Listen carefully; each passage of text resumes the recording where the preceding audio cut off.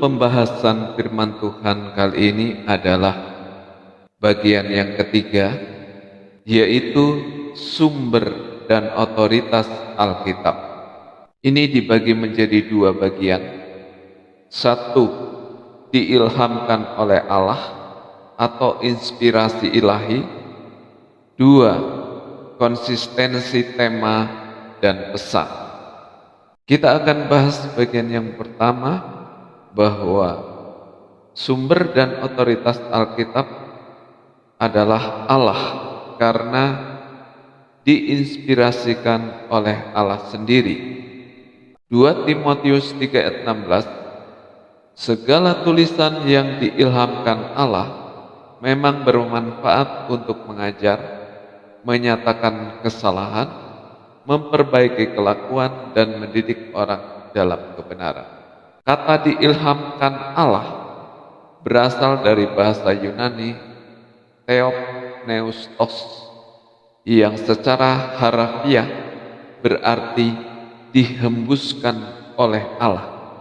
Artinya, seluruh isi Alkitab berasal dari nafas Allah sendiri, bukan dari ide atau rekayasa manusia.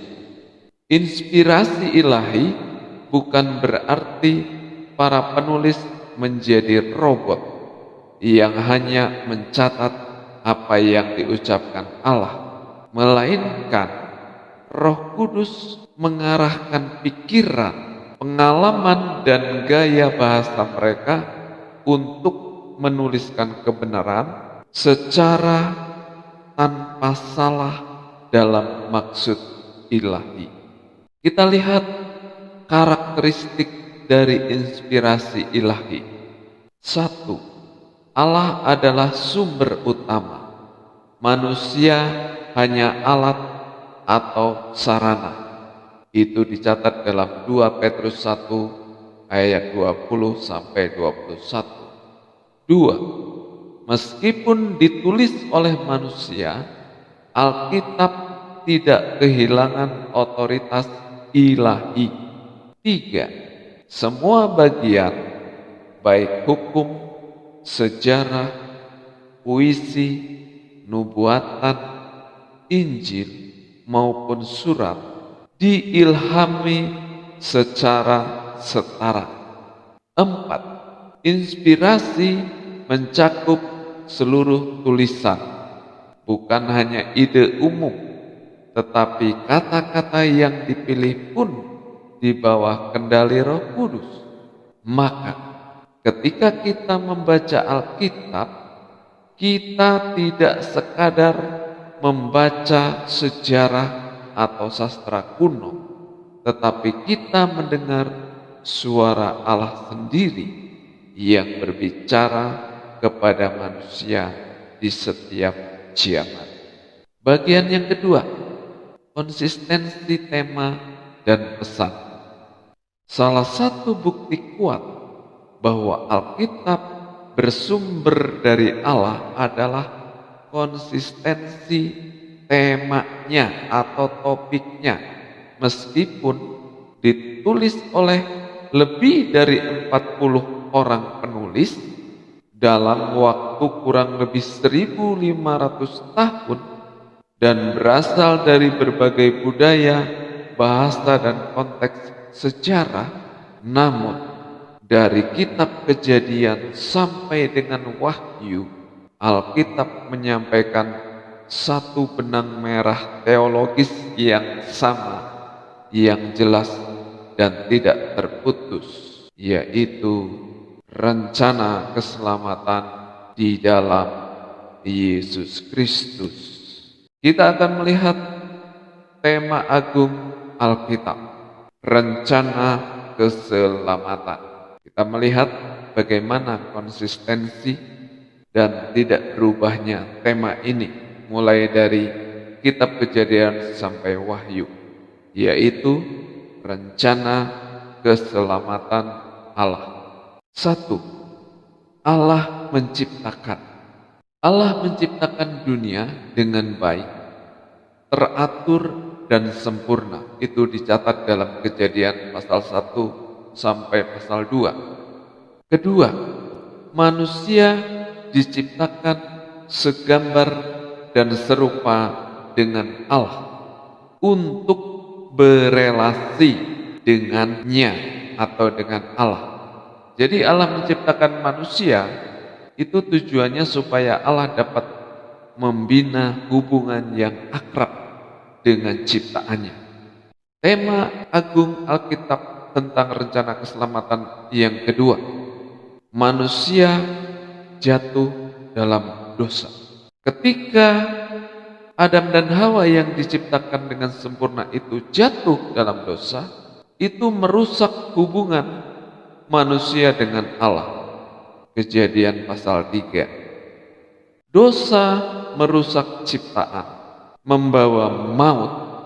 Maut adalah kematian kekal, keterpisahan manusia dengan Allah sebagai sumber kehidupan. Dosa juga membuat penderitaan dan keterpisahan rohani. Ketiga, Allah menebus melalui janji dan pengorbanan. Ini masih tema tentang rencana keselamatan. Allah menebus melalui janji dan pengorbanan. Allah memilih Abraham dan keturunannya sebagai saluran berkat. Kejadian 12 ayat 3. Hukum Taurat diberikan sebagai cermin dosa dan penuntun menuju Mesias. Yesus Kristus, Anak Allah, datang untuk menebus manusia berdosa melalui salib. Yohanes 3 ayat 16. Keempat, Allah memulihkan dan memperbaharui. Kebangkitan Kristus membawa hidup baru dan pengharapan kekal. Roh Kudus diberikan untuk memperbaharui hidup orang percaya.